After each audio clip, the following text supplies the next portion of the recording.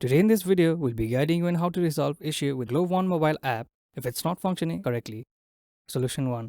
Update the GlobeOne app. Ensure that you have the most recent version of the app. Open the App Store on your device, tap the search icon in the bottom right corner, and look for GlobeOne app. If you see an update button next to the app name, go ahead and tap it to update to latest version. Solution 2. Clear the GlobeOne app cache. If the problem continues, you need to clear the app cache. Go to General inside the device settings, then tap on iPhone Storage. Find the GlobeOne mobile app and select it. On this screen, choose Offload app and confirm. After a short processing time, a reinstall button will appear. Tap it to reinstall the app. This should fix the issue, but if it doesn't, there's one more step to try. Solution 3. Uninstall and reinstall the GlobeOne app. Follow the on-screen prompts to navigate to app page. Once you're there, select Delete app to uninstall it from your device.